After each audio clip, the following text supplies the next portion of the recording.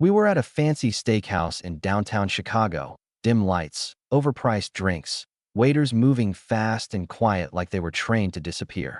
Claire's marketing team was there, all suits and forced laughs, tossing around buzzwords like brand pivot over their third round of martinis. I'm Mike, 38, logistics manager for a shipping company. I keep trucks on schedule, clients happy, deadlines met. Not flashy, but I'm damn good at it. I was there as Claire's plus one, expected to smile, nod, and keep quiet. Her boss, Greg, a guy with an expensive watch and a loud, fake laugh, was holding court. He dropped a tired joke about ideal husbands being like parking spots, hard to find and usually taken. The table erupted, glasses clinking. Karen's sharp bob bounced as she cackled, and Dave, some coworker, leaned back with a smirk. Claire, next to me, her wine glass catching the light, leaned in with a polished smile and said, "Well, I've got Mike. No wild ambitions, just calm. Keeps things simple." She said it like she was handing me a prize, but it hit like a dig. The table laughed louder. Karen shot me a knowing glance, like I was a sad puppy. Dave's smirk grew, like he'd called it. Greg chuckled awkwardly, eyes darting. I didn't blink. I took a slow sip of my beer, looked at Claire, and said, "So, I'm not worth bragging about?" "That's the vibe." Her smile held, but her eyes flicked to me, sharp. "Oh, come on, Mike, don't twist it," she said, her voice light but pointed. "It's a compliment. You're calm, steady. You know, balance." "Balance," I said, my voice carrying. "So, I'm the guy who stays out of your way? That's my role." The table went quiet. Karen's smirk froze, and Dave shifted, staring at his plate. Claire laughed, trying to smooth it over. "God, Mike, it's just a joke. You're taking it way too seriously." "A joke," I said, leaning back. "So, calm is your way of saying I'm not worth talking up? Or is simple code for not enough?" Her fingers tightened on her glass. "You're being ridiculous. I meant you're reliable, okay? It's a good thing." "Reliable," I said, nodding slowly. "So, steady, simple, reliable. Sounds like you're describing a damn handyman, not your husband." Karen coughed, hiding a laugh. Greg cleared his throat, mumbling about marriage being a team sport.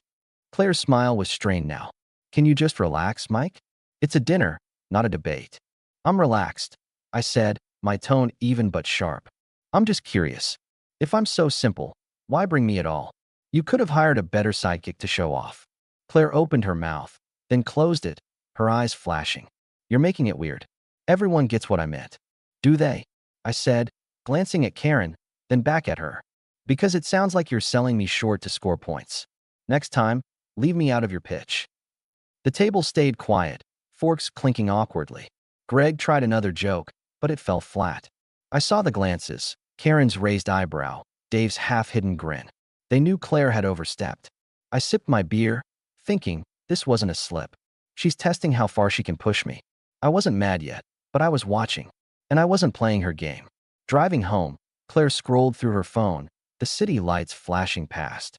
Her words stuck in my head, sharp as glass. If I'd known how much worse she'd make it, I'd have started rewriting her script right there. Trust me, it got rough.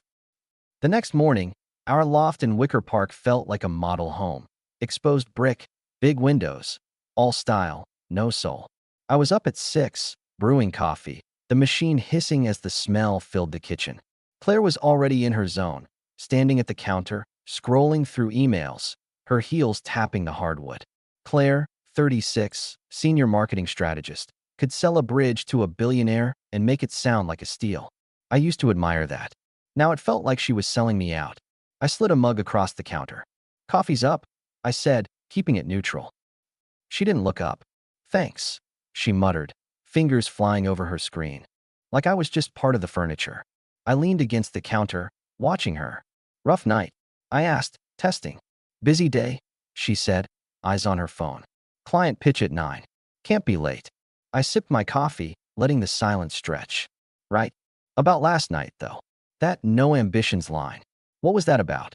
She glanced up, her eyes narrowing. "It was a joke, Mike. Don't make it a thing." "A joke's supposed to be funny," I said, crossing my arms. "You threw me under the bus to get a laugh. That's not a punchline.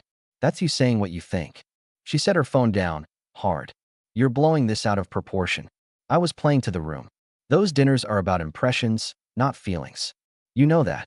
Impressions, I said, nodding. So, you impress them by making me sound like your damn handyman? She rolled her eyes, grabbing her bag. You're being ridiculous. I said you're calm, steady. That's a compliment. Why are you turning this into a fight? Because you didn't just call me calm, I said, stepping closer. You said I've got no ambitions. That's not a compliment, Claire. That's you saying I'm not enough for your stage. She sighed, loud, like I was a chore. You're so sensitive lately. I didn't mean it like that. Can we drop this? I've got a meeting. Sure, I said, stepping back. But next time you want to use me as your accessory, check if I'm in on the act. She didn't answer, just walked out. The door clicked shut. I stood there, coffee going cold, thinking, she's not just dismissing me. She's setting up a hierarchy. I wasn't pissed, not yet. But I was done pretending her jokes were harmless.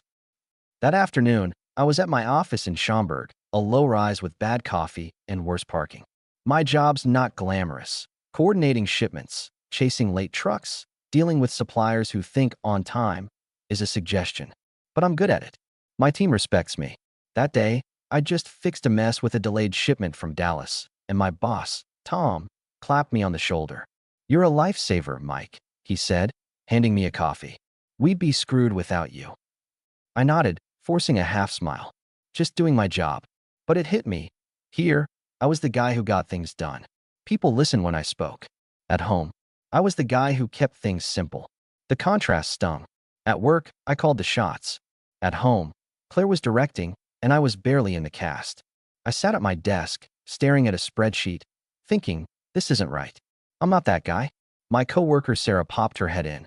She's a no-nonsense type, been with the company longer than me, always quick with a jab. You look like you're planning a breakout, she said, leaning against the doorframe. I laughed short. Something like that. Just sorting some stuff. She raised an eyebrow. Home stuff or work stuff? Home, I said, keeping it vague. She nodded, like she got it. You're too good at this job to be distracted by that. Fix it, Mike. You're better than that. She walked off, leaving me with that thought. Fix it. Not beg, not plead, just fix it. She was right. I wasn't the guy who waits for permission to take charge. 2 days later, we were in the car, heading to grab Thai takeout from Claire's favorite spot in Logan Square. She was driving, because apparently, I don't know the best route anymore. Out of nowhere, she said, I found a condo in River North. Top floor, great view. I think we should move. I looked at her, the streetlights flickering across her face. Move? Since when are we moving? She shrugged, like it was no big deal. It's closer to my office. Cuts my commute in half. And it's a better area. More us. Us, I said, letting the word hang. My office is in Schaumburg. That's an hour each way from River North. You factor that in. She glanced at me, her expression all innocence. You're not stuck in an office, Mike. You can work from anywhere. It's logistics. You've got your laptop, your phone. You're flexible. I laughed sharp. Flexible. That's a hell of a way to say my job doesn't matter. That's not what I meant, she said, her voice tightening. It's practical. My schedule's crazy, client meetings, late nights. This move saves time, money. Most couples would jump at a place like this. Save time, I said, turning to face her. My commute doubles. I've got clients who need me on site, not on a video call from some fancy condo.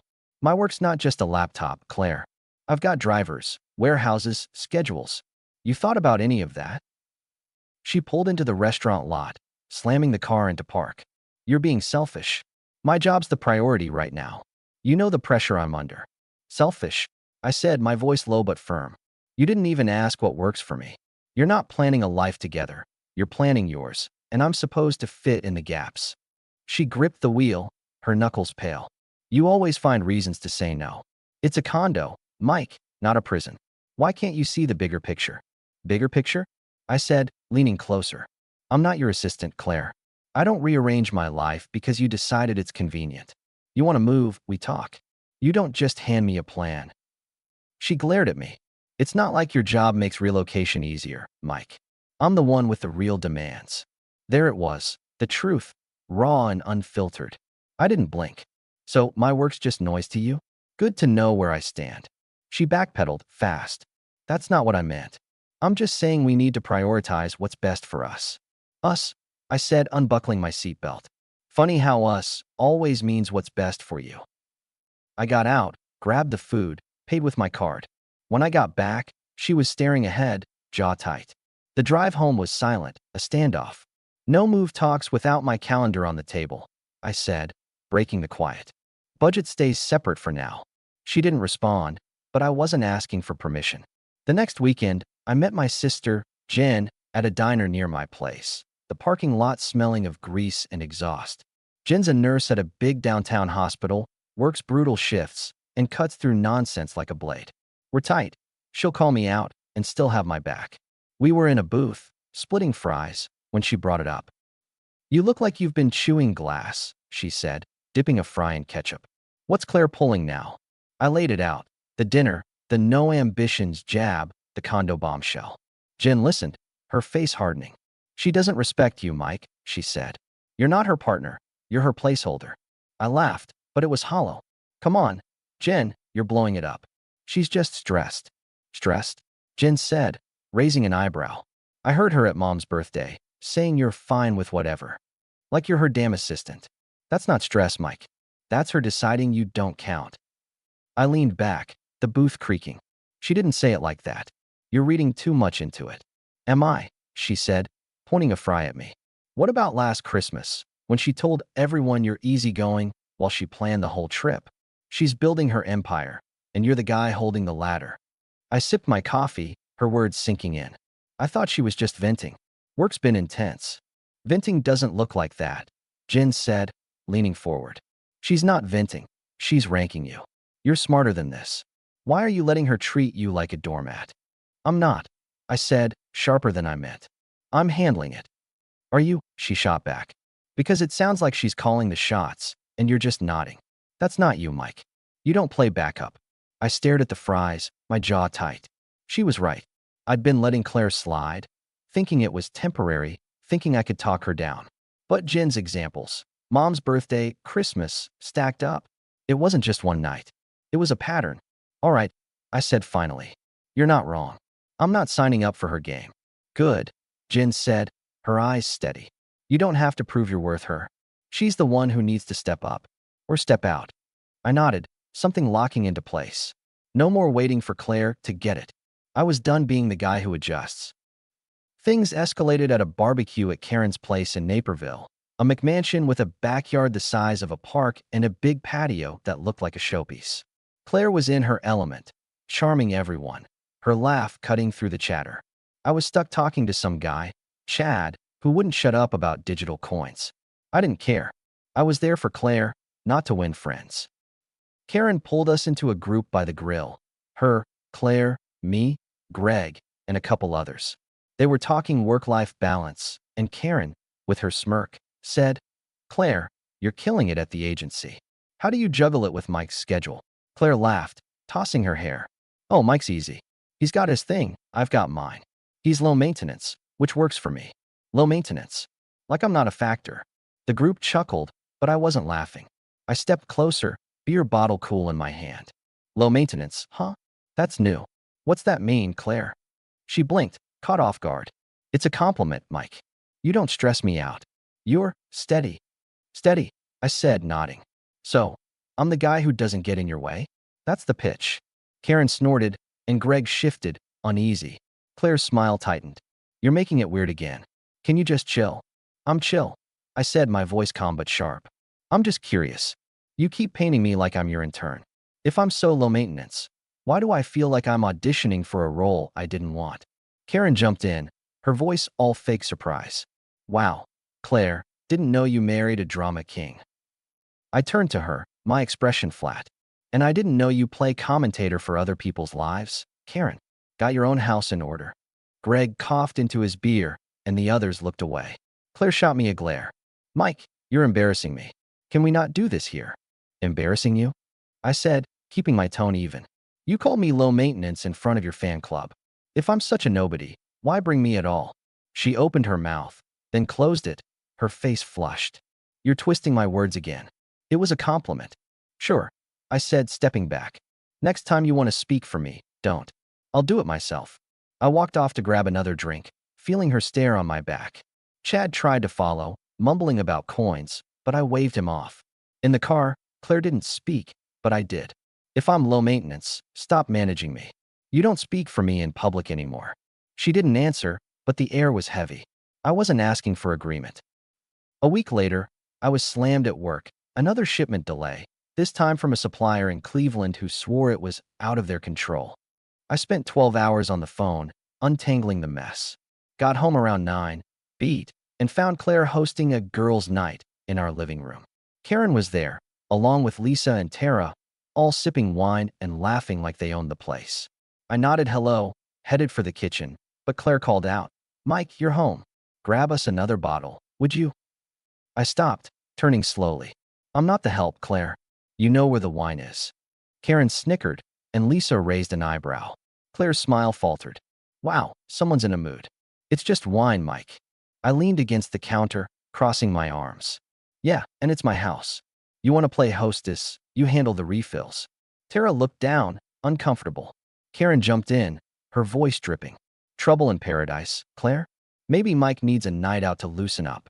I looked at Karen, my expression flat. "Maybe you need to mind your own business, Karen. Unless you're paying my mortgage." Lisa shifted, mumbling, "Maybe we should go." Tara nodded, but Claire stood up, her face tight. "Can you not do this in front of my friends, Mike?" "Do what?" I said, my voice calm but cutting. "Point out that I'm not your errand boy? You seem to need the reminder." Claire stepped closer, her voice low. "You're making everyone uncomfortable. What is your problem lately?" "My problem," I said, not backing down. "You keep treating me like I'm here to serve you. I'm not your assistant. Claire, I'm not a placeholder in your career-ready life." Karen opened her mouth, then closed it. Lisa stood, grabbing her bag. "I'll call you tomorrow, Claire." Tara followed, muttering, "Yeah, same." Claire glared at me. "You're being ridiculous." "Am I?" I said, stepping past her. "Or are you just mad I'm not following your script?" I grabbed a beer and walked to the balcony, leaving them to their wine and whispers. As they left, I turned to Claire. "No more guests without notice. Spare keys back tomorrow." She didn't respond, but I wasn't asking. The breaking point came a couple of weeks later. I was still trying, one last time, to see if there was anything left. I suggested a quiet night in, just us, no phones, no plans. I cooked steak, roasted potatoes, a salad, the works. Set the table, lit a candle, kept it simple but deliberate. Claire came home, took one look, and said, "Mike, really? You want me to play house tonight? I've got a life, you know." I set my fork down slow. "A life," I said. "And what am I in it? The guy who cooks while you're out living." She sighed, tossing her bag on the couch. "Don't start. I'm tired. I've got a pitch tomorrow, and I can't just sit here pretending everything's fine." "Pretending," I said, leaning back. "What's that mean, Claire? What's so bad about an hour with me?" She crossed her arms, her eyes cold. "You want to know? I'm always on. Meetings, events, people who push me to be better. You're just here." "Not enough?" I said, nodding. "So what's enough for you? What's this life I'm holding you back from?" She shrugged, like it was obvious. "New people, new opportunities. Things that make me feel alive. Not just this." "This?" I said, gesturing to the table. "You mean us? Our life together. That's not enough." She looked away, then back at me. "It's not about you, Mike. It's about me. I need more." "More than what?" I said, leaning forward. "Dinners like this? A guy who shows up for you? What's so boring about that?" She scoffed. "It's not boring, it's just small. I'm out there building something, and you're fine with this. It's not the same." I paused, her words sinking in. This wasn't a conversation anymore. It was her laying out her terms, and I wasn't even on the list. "One last question," I said, my voice steady. "What do you feel when we're together?" She looked at me, unflinching, like I'm wasting my life. I stood up, calm as hell, and started clearing the table. "Then pack your things. Let's not waste more time." She laughed, like I was joking. "What? You're serious?" I didn't look at her. "Dead serious. You want a life that's bigger than this? Go get it. I'm not your anchor." She followed me to the kitchen, her voice rising. "You're really doing this? Over one conversation?" "It's not one conversation," I said, setting the plates in the sink. "It's every conversation. Every time you talk over me, decide for me, Act like I'm your sidekick. I'm not your accessory, Claire. I'm not your stepping stone. She grabbed my arm, trying to turn me around. Mike, we can talk about this. You don't have to blow everything up. I pulled away, looking her in the eye. You already did. I just heard you loud and clear. I walked to the bedroom, pulled her suitcase from the closet, and started tossing her clothes in. Not angry, not loud, just done. She stood in the doorway, her voice shaking. You're really throwing me out? After everything. Everything, I said, zipping the bag. You mean after you spent months treating me like a footnote? Yeah, Claire. I'm done. She tried one last play, her voice softening. Mike, come on. I didn't mean it like that. Let's just. No. I cut her off, setting the suitcase by the door. You said what you feel. I'm just giving you what you want. She stared at me, her face pale, then grabbed the suitcase and walked out. The door clicked shut, and the apartment went quiet. For the first time in months, I could breathe. The divorce was quick. We split everything down the middle, but I kept the apartment. It's mine now, same brick walls, same big windows, but it feels like home again. I ditched her overpriced throw pillows, put my leather chair back where it belongs, and moved the coffee maker to the right side of the counter just because I wanted to. I'm cooking for myself again, and the place smells like steak, not her perfume. A week after the papers were signed, Jen came by with a six-pack and a steak, grinning as she walked in. Place looks good, Mike, she said, setting the beer on the counter. Like a man's in charge again, not some guy just passing through. I cracked a smile, opening a beer. Damn right. Even the coffee maker's where I want it now. She laughed, settling on the couch. You're back, aren't you? The real Mike. Not the guy who was just holding Claire's purse. I clinked bottles with her. Took a minute, but yeah, I'm back. A couple of months later, I ran into Claire at a coffee shop in the Loop.